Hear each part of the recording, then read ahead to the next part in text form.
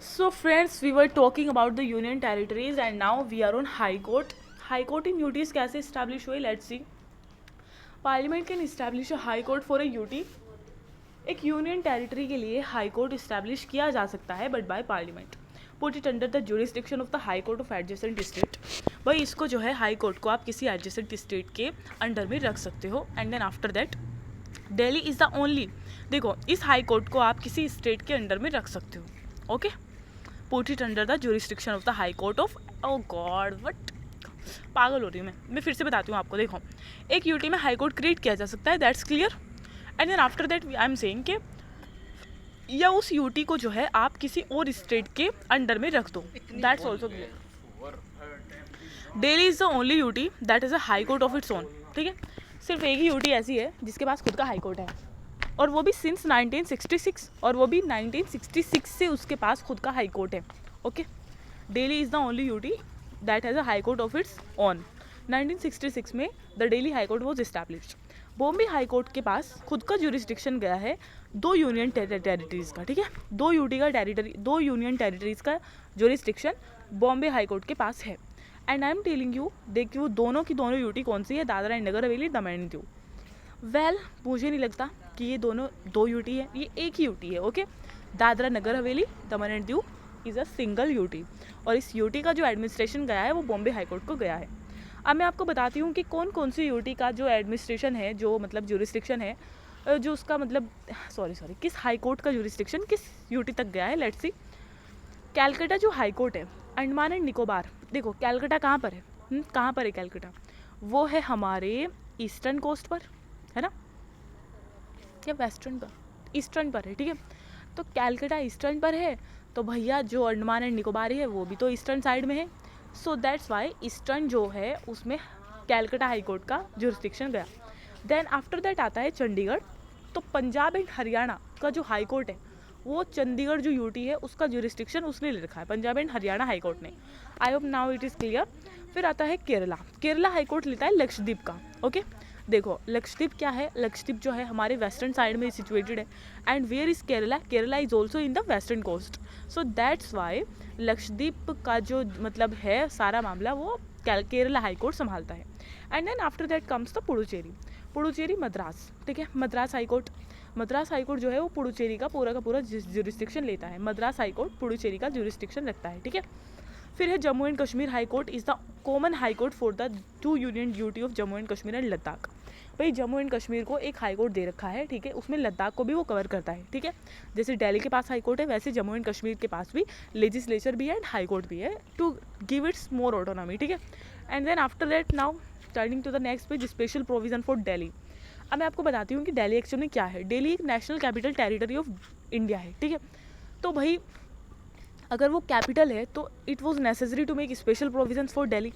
तो उसको special provisions देने के लिए 69th कॉन्स्टिट्यूशनल अमेंडमेंट एक्ट किया गया ऑफ 1991 यानी 1991 में. नहीं मम्मी, बिल्ली ने कराए, मैं कह नहीं रही थी उसकी नज़र है इस पर. 69th और इसके नीचे मम्मी उसने कर दिया. 69th कॉन्स्टिट्यूशनल अमेंडमेंट एक्ट आया 1991 का और उसने दिल्ली को कुछ स्पेशल प्रोविजंस दिए. Okay, and what are these special provisions? Provided a special status to the UT of Delhi and are redesignated the national capital territory of Delhi. भाई उसने एक यूटी जो था दिल्ली का पहले जो साधारण यूटी था उसको एक स्पेशल स्टेटस दिया और उसको national capital territory of Delhi redesignate कर दिया. ठीक है, and designated the administrator of Delhi as a lieutenant governor. और जो एडमिनिस्ट्रेटर थे दिल्ली के उनको लेफ्टिनेंट गवर्नर का खिताब दिया गया. ठीक है, लेफ्टिनेंट गवर्नर जो एडमिनिस्ट्रेटर थे उनको लेफ्टिनेंट गवर्नर कहा गया. और मैंने आपको बताया था जिनके भी पास लेजिस्लेचर है ना, पुडुचेरी हो, जम्मू एंड कश्मीर हो या फिर हम कह सकते हैं कि दिल्ली हो, वहाँ के जितने भी एडमिनिस्ट्रेटर हैं उनको लेफ्टिनेंट गवर्नर ही कहा जाता है. ओके, एंड नाउ अब हम अगला पॉइंट देखते हैं क्या है. Created a legislative assembly and a council of minister for Delhi. और इस अमेंडमेंट ने 1991 में जो आया था 69th, इसने क्या किया, एक लेजिस्लेटिव असेंबली क्रिएट करी और एक काउंसिल ऑफ मिनिस्टर बनाई दिल्ली के लिए. ठीक है, यानी लेजिस्लेचर उसको दे दिया गया. Previously Delhi had a metropolitan council and an executive council. पहले क्या होता था, पहले दिल्ली के पास सिर्फ एक मेट्रोपॉलिटन काउंसिल थी और एक एग्जीक्यूटिव काउंसिल थी. बट नाउ अब लेजिस्लेटिव असेंबली दी गई with the council of minister for Delhi. और जो स्ट्रेंथ थी असेंबली की, ठीक है, वो क्या थी? Legislative assembly. ठीक है, क्या थी लेजिस्लेटिव असेंबली की स्ट्रेंथ? 70 पर फिक्स की गई, 70 से ज़्यादा बंदे नहीं होने चाहिए, लोग डायरेक्टली इलेक्टेड होंगे, इलेक्शन जो है वो इलेक्शन कमीशन ऑफ इंडिया कराएगा, ठीक है, इलेक्शन कमीशन ऑफ इंडिया क्या कराएगा? इलेक्शन कराएगा लेजिस्लेचर के लिए फॉर दिल्ली, और जो है मेंबर जो हैं वो 70 होने चाहिए, ठीक है, लेजिस्लेटिव असेंबली में, और भाई डायरेक्टली इलेक्टेड होने चाहिए, ठीक है, are you getting? Directly elected. Strength of the council of minister is fix at 10% of the total strength of the assembly. भाई जो स्ट्रेंथ है ना काउंसिल ऑफ मिनिस्टर की वो फिक्स करी गई 10% पर, ठीक है, जितनी टोटल स्ट्रेंथ है ना उसका 10% जो है वो क्या होगा? काउंसिल ऑफ मिनिस्टर में जाएगा 10%। अब आप देख सकते हो कि 70 का 10% कितना होगा? 7। तो इसका मतलब काउंसिल ऑफ मिनिस्टर में सिर्फ 7 मेंबर होंगे इंक्लूडिंग चीफ मिनिस्टर, ठीक है। काउंसिल ऑफ मिनिस्टर इतनी छोटी होती है दिल्ली की, मतलब आप देख लो कि 7 मेंबर है तो एक अगर सीएम है तो 6 उसमें सिर्फ होंगे मिनिस्टर, ठीक है, 1 chief minister and 6 other ministers, and that's what shape of things to come now. NCR area individual in 2021 regional plan entire Delhi, and then after that Haryana district, Uttar Pradesh NCR में जो आए हैं national capital region of India, then after that भाई ठीक है क्यों खा के देख तो नहीं भाई बहुत अच्छी लग रही, खा के स्पंजी देख। है भाई, स्पंजी है, निकल। स्पंजी के गोली मार, खा के तो देख एक नहीं बार। भाई नहीं चाहिए, अरे अच्छी लग रही, खा के देख। जबरदस्ती है क्या? अच्छा, chief minister is appointed by the president note by the governor. तो भाई जो चीफ मिनिस्टर हैं वो प्रेसिडेंट के द्वारा अपॉइंट किए जाते हैं, ठीक है, ना कि गवर्नर के द्वारा। देखो कहाँ पर क्या होता है स्टेट्स में क्या होता है, जब चीफ मिनिस्टर को मतलब अपॉइंट किया जाता है तो वो किसके द्वारा किया जाता है? वो किया जाता है गवर्नर के द्वारा, but not with the case of Delhi, ठीक है। दिल्ली में जो लेजिस्लेचर है उसमें जो सीएम आते हैं वो प्रेसिडेंट खुद उनको अपॉइंट करते हैं, ना कि गवर्नर, ठीक है। Other minister are appointed by the president on the advice of the chief minister. और दूसरे भी जो मिनिस्टर्स हैं ना वो भी किसके द्वारा अपॉइंट किए जाते हैं? प्रेसिडेंट के द्वारा अपॉइंट किए जाते हैं चीफ मिनिस्टर के एडवाइस पर, और प्रेसिडेंट ही उनको अपॉइंट करते हैं, नॉट द गवर्नर, ठीक है। Delhi LG versus CM. अब हम बात करते हैं कि ये जो हमारा दिल्ली के लेफ्टिनेंट गवर्नर है और जो हमारे चीफ मिनिस्टर है उनके बीच में जो रेसल चलती है, उनके बीच में जो एक तरीके से क्लैश चलता है वो क्या है? हाँ तो तेरे भैया आ रहे हैं ना प्रोटीन खाने के लिए। Council of minister headed by the CM. देखो यहाँ पर ये फोटो देखो जिसमें ये लेफ्टिनेंट गवर्नर बैठे हैं और ये बैठे हैं केजरीवाल जी, और ये इनको कैसे घूर रहे हैं? क्यों? बिकॉज ये इनका रिश्ता ऐसा है कि ये एक तरीके से लड़ते रहते हैं। क्यों? ऐसे बहुत सारे एक तरीके से प्रोविजंस है जो कि बहुत ज़्यादा जो कि इनको बहुत ज़्यादा मौका देते हैं लड़ने के लिए। तो चलिए देखते हैं कौन से। काउंसिल ऑफ मिनिस्टर जो कि हेड की जाती है सीएम के द्वारा, वो एड और एडवाइस करती है लेफ्टिनेंट गवर्नर को in the exercise of his functions except in so far as he is required to act in his discretion, ठीक है। देखो भाई लिखा हुआ है कॉन्स्टिट्यूशन में कि जो काउंसिल ऑफ मिनिस्टर होगी सीएम के साथ, वो जो गवर्नर है, लेफ्टिनेंट गवर्नर है दिल्ली के, उनको क्या करेगी? ऐड करेंगे, वो एडवाइस करेंगे उन कामों के लिए जो उनको दिए गए हैं, और उन कामों के लिए नहीं जो उनको डिस्क्रेशन पर छोड़ दिए गए हैं, ठीक है। Except in so far as he is required to act in his discretion. बाकी कामों में उनकी एडवाइस चलेगी, लेकिन वो काम जो कि वो अपनी डिस्क्रेशन पर कर सकते हैं उसमें आप उसको एडवाइस नहीं दोगे, वो खुद करेंगे, ठीक है। सेम लाइक गवर्नर, जैसे गवर्नर को सीएम मतलब एक तरीके से एडवाइस करते हैं, ऐड करते हैं, वो ठीक है, लेकिन वो अपने डिस्क्रेशन पर जो काम करते हैं वो उनका पर्सनल मैटर है, उसमें आप हस्तक्षेप नहीं कर सकते, ठीक है। In the case of difference of opinion, अगर कोई मतलब डिफरेंस ऑफ ओपिनियन हो जाता है तो लेफ्टिनेंट गवर्नर उस मैटर को रेफर कर देंगे सीधा प्रेसिडेंट के पास, ठीक है, for decision and act accordingly, और फिर उसके अकॉर्डिंग ही वो एक्ट करेंगे।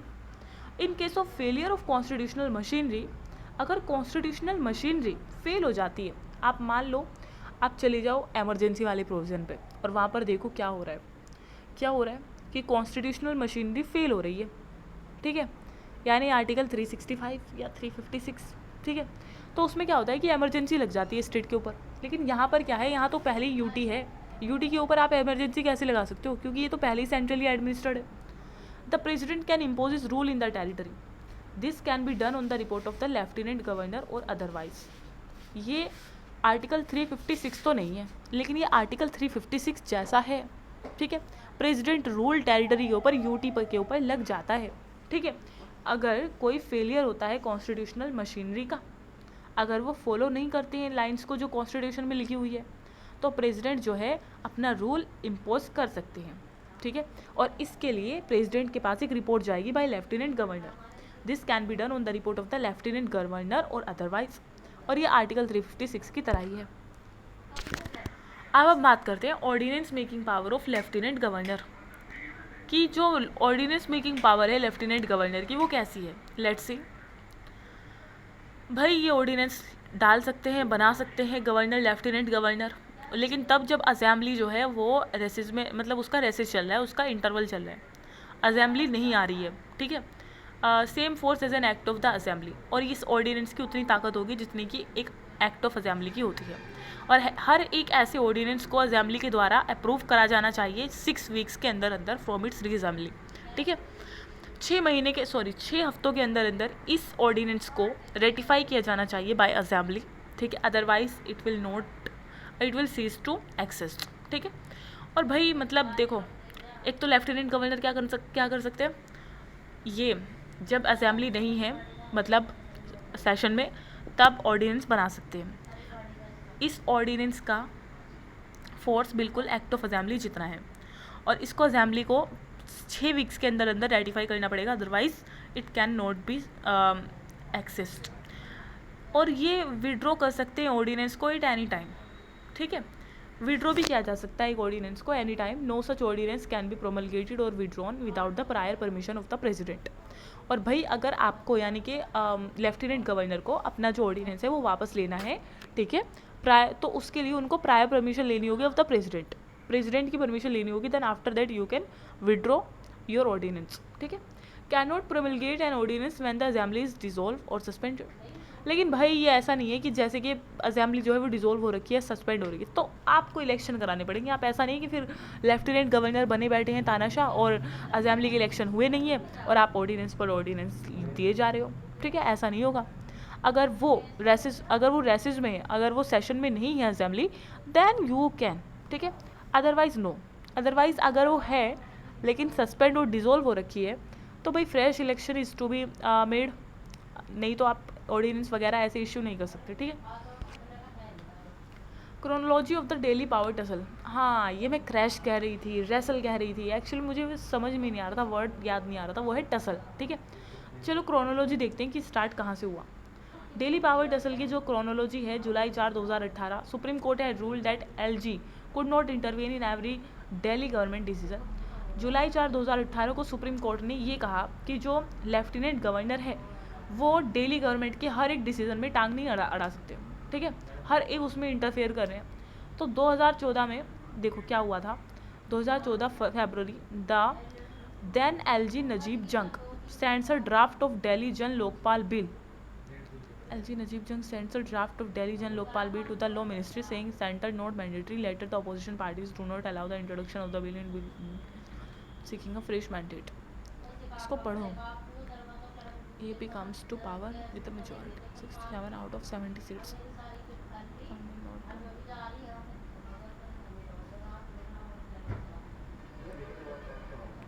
इसको ढंग से पढ़ लेना यार, बहुत टाइम लगेगा क्योंकि इस बहुत ही छोटा छोटा लिखा हुआ है, समझ में भी नहीं आ रहा। बस आप ये देख लो कि इनमें जो लेफ्टिनेंट गवर्नर है ना और जो CM है उनके बीच में एक टसल चलती रहती है, क्योंकि वो टसल एक्चुअल में CM और गवर्नर के बीच की नहीं है, वो सेंट्रल गवर्नमेंट की और एक तरीके से दिल्ली या फिर पुडुचेरी, ये जो इनके बीच में जो लेजिस्लेचर है उनके बीच की टसल है, ठीक है। क्योंकि लेफ्टिनेंट गवर्नर कौन है, he is an agent of the president, and who is president, president is the agent of the ruling party, so that's Y. Control of administrative services, हाँ ये तो हम ये तो भूल ही गए, मतलब एडमिनिस्ट्रेटिव सर्विसेज जो होती हैं, ठीक है, IAS, फॉरेन सर्विसेज वगैरह वगैरह, ये सब का एडमिनिस्ट्रेटिव मतलब क्या कैसे होगा control. Well let's see. And police 2 weeks ordinance, advisory committee है, इसके बारे में तो कुछ दिया ही नहीं कंट्रोल ऑफ एडमिनिस्ट्रेटिव सर्विसेज में। Advisory committee of union territories, government of India allocation of business rules 1961, ठीक है। गवर्नमेंट ऑफ इंडिया जो था ना, एलोकेशन ऑफ रूल्स बिजनेस, मतलब ये रूल्स आए थे GOI की तरफ से 1961 में। Ministry of home affair is the nodal ministry for all matter of duty relating to legislation, finance and budget, service and appointment of lieutenant governor and administrator. देखो जो यूटी है ना, यूनियन टेरिटरीज है, उनसे रिलेटेड जितने भी matters हैं, ठीक है, चाहे वो लेजिस्लेशन से रिलेटेड हो, फाइनेंस से रिलेटेड हो, बजट हो, सर्विसेज हो, अपॉइंटमेंट हो लेफ्टिनेंट गवर्नर का, एडमिनिस्ट्रेटर्स का, तो वो सब कौन हैंडल करेगा, ये लिखा हुआ है 1961 के गवर्नमेंट ऑफ इंडिया रूल्स में, ठीक है, एलोकेशन ऑफ बिजनेस रूल्स में 1961 के। और कौन वो मिनिस्ट्री है जो कि करेगी, मिनिस्ट्री ऑफ होम अफेयर्स, ठीक है। मिनिस्ट्री ऑफ होम अफेयर जो है उसको पूरा यूटी के सारे मैटर्स को हैंडल करती है, ठीक है, और ये 1961 के जीओआई रूल्स में लिखा हुआ है। Okay, all the 5 UTs without legislature, जितनी भी यूटीज़ है ना लेजिस्लेचर के बिना, बस थोड़ी सी रह गई, अंडमान एंड निकोबार हो गई, चंडीगढ़ हो गई, दमन दीव दादरा एंड नगर हवेली, लक्षद्वीप, लद्दाख, ये have the forum of home minister advisory committee. इनके पास एक फोरम है, इनके पास एक प्लेटफॉर्म है, और वो है होम मिनिस्टर की एडवाइजरी कमेटी, ठीक है। होम मिनिस्टर की एडवाइजरी कमेटी और एडमिनिस्ट्रेटर की एडवाइजरी कमेटी, इनके पास ये है, ये फोरम है इनके पास, क्योंकि खुद के लेजिस्लेचर तो है नहीं बेचारों के पास। तो होम मिनिस्टर की एडवाइजरी कमेटी है और एडमिनिस्ट्रेटर की एडवाइजरी कमेटी, या तो देखो या तो होम मिनिस्टर की एडवाइजरी कमेटी या एडमिनिस्ट्रेटर की advisory committee, they have this forum. अब मैं बताती हूँ कि ये जो है HMAC, इसको कौन चेयर करते हैं, union home minister, of course भाई होम मिनिस्टर की एडवाइजरी कमेटी तो कौन चेयर करेंगे, होम मिनिस्टर चेयर करेंगे। फिर है AAC, एडमिनिस्ट्रेटर एडवाइजरी कमेटी, कौन चेयर करेगा, एडमिनिस्ट्रेटर, भाई उस यूटी का जो एडमिनिस्ट्रेटर है वो चेयर करेगा।